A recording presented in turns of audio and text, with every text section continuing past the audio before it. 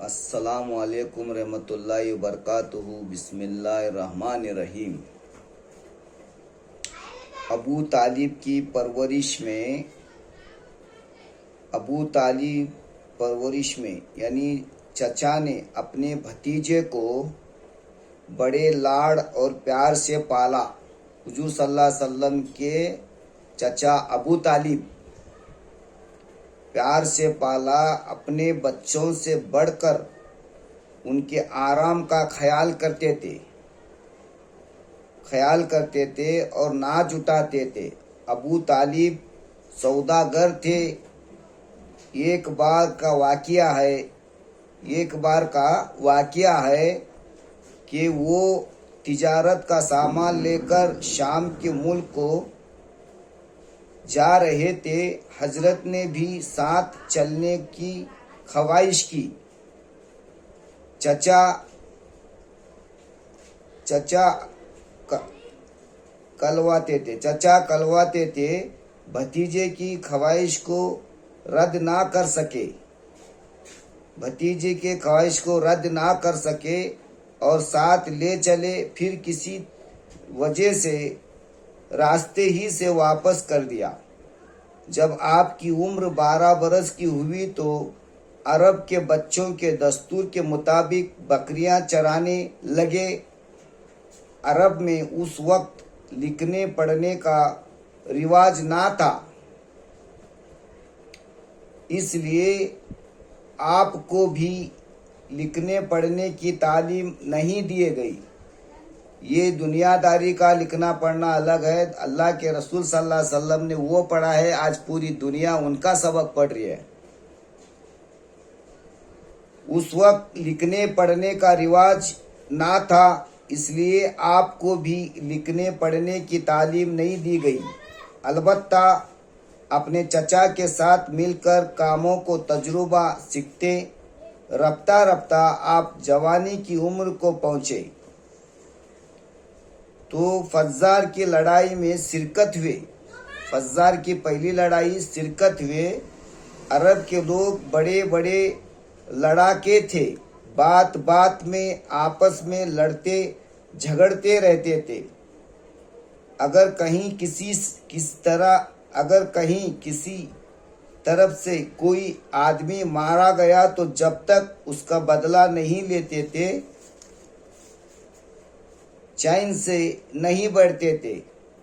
ایک دفعہ بکری اور تغلب عرب کے 2 قبیلوں میں ایک گھوڑے دوڑا کے موقع پر لڑائی ہوئی تو وہ لڑائی پورے 40 برس تک ہوتی رہی۔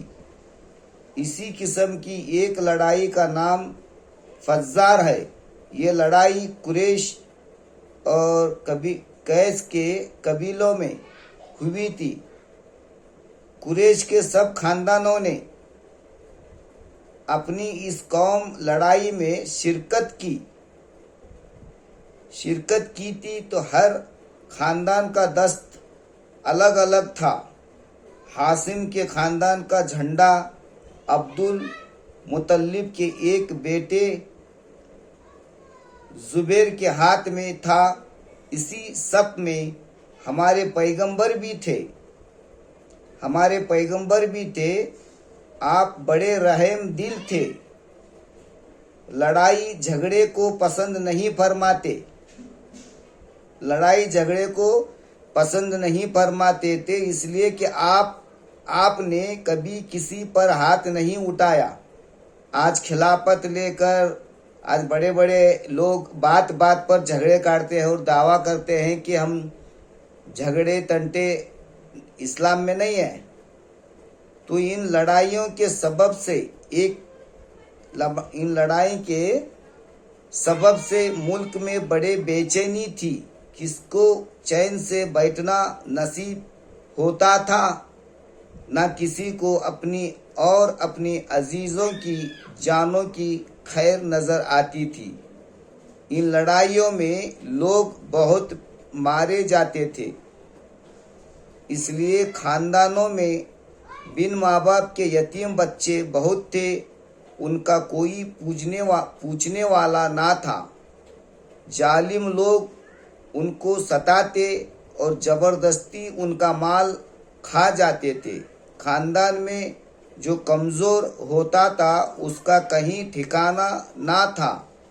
गरीबों पर हर तरह का जुल्म होता था। ये हालात देखकर आपका दिल दुखाता है। आज भी नमाज रोजे पढ़ने वाले अपने ही रिश्तेदारों का दिल दुखाते हैं। खुश अमन व ईमान से रहे। अरब के चंद नेक मिजाज लोगों को पहले ही ये ख्याल हुआ था कि इसके लिए चंद कबीले मिलकर आपस में ये अहद करें कि वो सब मिलकर मजलूमों की मदद करेंगे।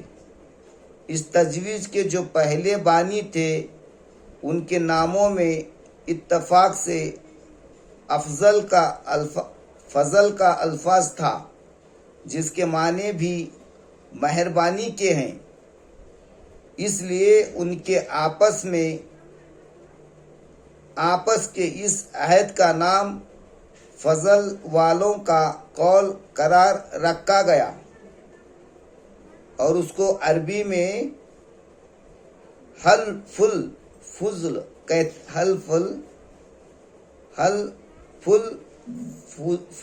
कहते हैं। फज़ार की लड़ाई जब हो चुकी तो आपके चचा जुबैर बिन अब्दुल मुत्तलिब ने तजवीज़